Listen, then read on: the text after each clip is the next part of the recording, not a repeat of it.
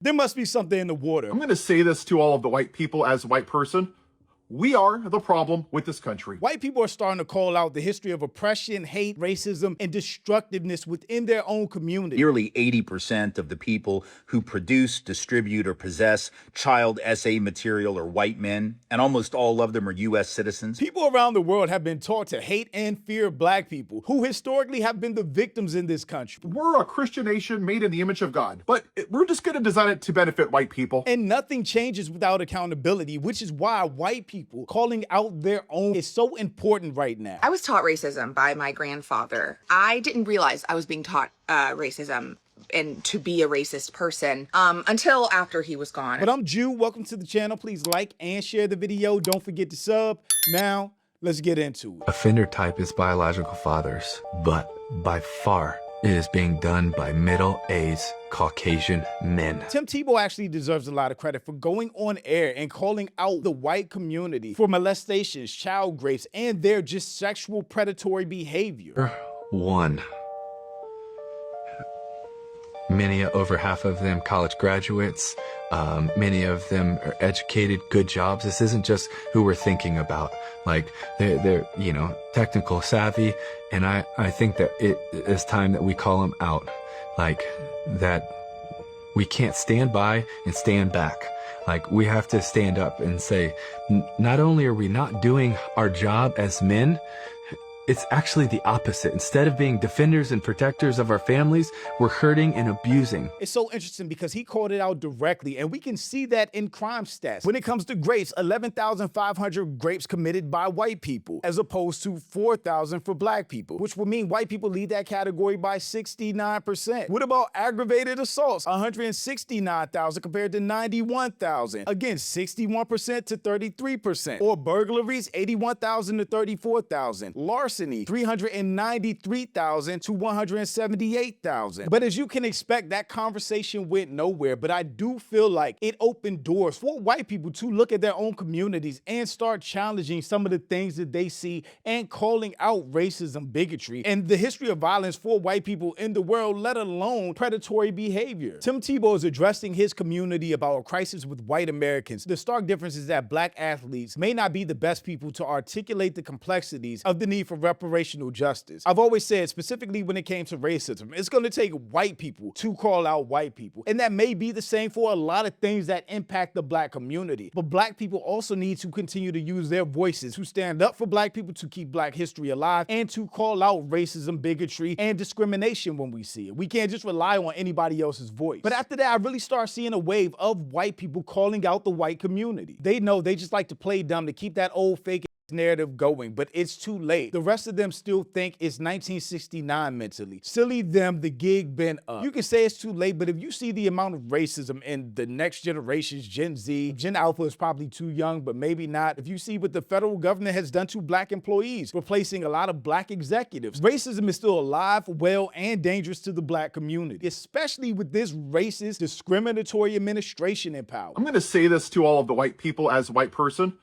We are the problem with this country. We have been the problem since day one, since we designed this country to benefit white people, beating black people, lynching black people, tearing out the fetuses, use the babies as alligator bait, paying Charleston to beat our slaves, to whip them and put salt in their wounds by the day, segregation, Jim Crow, the genocide of Native Americans, the Trail of Tears, Asians in internment camps, because how dare an Asian come to America? We have to put them in camps because we have to make sure America stays white. Stealing the land from Mexico, stealing the land from the Native Americans, stealing black people on the Middle Passage. Most of you people don't even know what the hell it is or how many people died, or about the bull sharks that follow the ships, because you don't care about actual history. I mean, that's deep that he actually called that out. But yeah, I think bull sharks, tiger sharks literally followed slave ships through the Middle Passage, changing their eating habits because the mortality on slave ships was so high. They would just be dumping bodies into the ocean, which sharks would feed on. So they just followed slave ships for food. That's how bad it was. To the extent that it actually changed the migration pattern for sharks. Crazy. Oh, hey, let's just take Hawaii. Let's go steal it from King Kamehameha. Hey, while we're at it in this great Christian nation, we're going to say that, you know what? We're a Christian nation made in the image of God, but we're just going to design it to benefit white people. Yeah, a black person's only worth 3/5 of a person. They can't vote. They don't have rights. They're not even a citizen until 100-something years later. I think it goes over a lot of our heads how recently we got our rights. Black people literally have only had the right to vote in America for 60 years. And we've been in this country contributing and building to its wealth for 400 years. And we just got the right to vote 60 years ago. Women? Nah. They just need to make us more white babies and fold our underwear and clean our socks and make us dinner and just serve the man. That's their job. We're not going to let them vote till the early 1900s. Till the women's suffrage movement. It's so crazy that everything he's talking is with these white Christian nationalists, with MAGA, America First, wants to take this country back to where white people are the only ones that matter, the only ones that have a say or authority with anything that happens in this country. Anybody here that's a person of color is subservient to white people. Women, subservient to white men. And that's what Make America Great Again was always about. 80% of sexual assault crimes committed against children are white men. Going back to Tim Tebow's call out, this is well documented. So for all the racists on here who love to talk about black and brown predators or the dangers of undocumented folks, can you please explain why nearly 80% of the people who produce, distribute, or possess child SA material are white men, and almost all of them are U.S. citizens? And by the way, you can check that data for yourself. So you see this? That point right there is why the Epstein files haven't gone anywhere. How do we have certified documentation of billionaire sex pedophile trafficking ring that largely took place in America by Americans, but also was international, that hasn't gone anywhere, other than two, with one person mysteriously dying and the other one receiving queen treatment in the prison system from the Trump administration, who has also been named in these documents hundreds of times. This is the U.S. Sentencing Commission's Interactive Data Analyzer, which is a nifty little tool that lets you look up stats on any federal crime category overall, and then you can break it Oh, this is nice. You'll be seeing me use this in the future. down by race. And then you can calculate the percentage of that crime done by each racial group for every year going all the way back to 2015, or you can do it for a range of years. So I did that for child SA material prosecutions from 2015 all the way through 2025. And it turns out that 78% of those prosecutions were of white men, almost 8 out of 10, while only 6% were of black men. You know, that group that y'all racists say is the most dangerous and awful group out there? So what the hell is it about white men that explains this? I mean, after all, for other crimes, everybody's got a theory to explain it, right? For typical street-level violent or property crimes, both the left and the right have theories. We on the left say socioeconomic factors can explain them. The right says it's culture, maybe even biology. But my point is, everybody has a theory.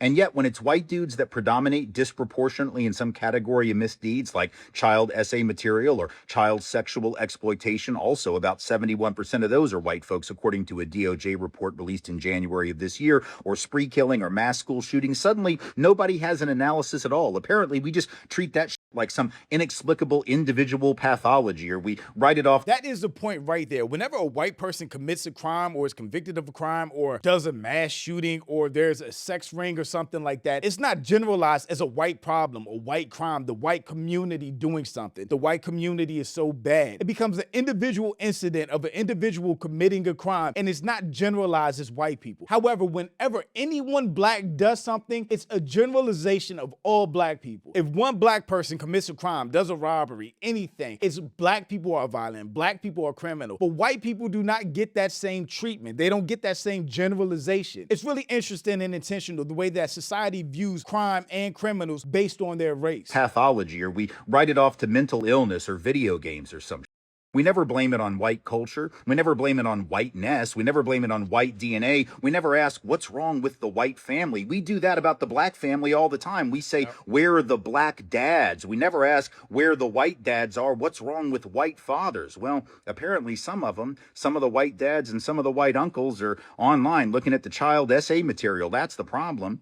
If we were actually a country that cared about actual predators, particularly the ones who threaten children, if we were actually worried about danger, we'd be asking this question about why white people and white men in particular are so predominant in this category of dangerous criminal offending, but we're not that country. We just want to racialize danger and crime. We don't actually want to protect people from harm. That's all facts, because again, if anybody actually cared about this topic, the Epstein files would be on the top of every news feed, would be on everyone's minds, would be talked about until there were arrests and resolutions made. But it's completely been covered up at this point. We've gone to war with Iran to cover up the Epstein files. This administration has done so many things to cover up the Epstein files. Even with the first lady coming out and saying they are real, there were multiple people involved. Congress, please investigate. Being anti-racist is an active decision that you constantly make. I was taught racism by my grandfather.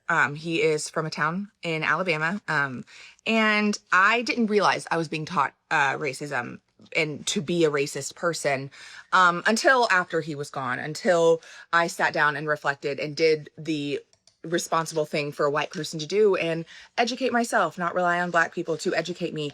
And I learned very quickly that everything I had been taught was a lie. And so I'm going to tell you what my grandfather told me. He said it with the most love I think he possibly could. I think we also have to take into consideration that this man was born and raised in he was born on a farm in Alabama. He was very educated, but also I think growing up in that world, I hate making excuses for people. I'm not making excuses for him. I feel as though if he were alive today, his opinions would not be what they were. But growing up, I was told, you know, Shug, that's what my grandpa called me. Oh, there's big cats out there. You got your lions and you got your tigers and you got your cheetahs, but they all stay with their own kind. That's what I was taught. I remember the first time I was told that, I was in the 2nd grade because I had told my mom that I had a crush on the boy in my classroom. That's how early it starts, 2nd grade. Indian. And I guess she told my dad told my grandfather. My parents thought it was funny. I am now extraordinarily anti-racist. If I hear you make fun of someone's accent, if I hear you say a phrase that you don't know is rooted in racism, I'm calling your ass out. I feel like I have come very, very far. But yeah, just goes to show racism is taught. It is taught, and it's packaged up with a nice, pretty little bow. This actually goes back to the woman Angelica on TikTok that I was talking about, who admitted that she was raised in a racist family. Her whole entire family was racist, and she was racist herself until she got called out for some of the things that she was saying that she didn't even realize was racist or offensive, and really had to look herself in the mirror, take accountability, apologize to people she offended, and work to change herself. I want to ask the question. Sure. Have you ever been racist? Yes. How did you address it? Whoa. I bet it. No. Do you know how I was racist? Is growing up, we were. How did you deal with it? I apologized. To my friends. It happens with taking accountability and being like, wow, you're right. To people. I was around people that I did this to. Saying the N-word. There was one time that I didn't even know the N-word was the N-word. My friend quickly was like, do you know what you just said?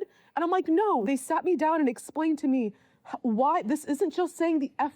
There's so much more to that. TikTok been good lately. When I say he goes off in this video with 100% facts all the way through. You don't get to enslave people, lynch people, beat people, rape people, eat people, segregate people, lock people out of resources, destabilize families, over-police communities, undereducate schools, poison neighborhoods, and then turn around and have the audacity to say, why are they so angry? What the fuck do you mean, why are they so angry? That question alone is disrespectful as hell.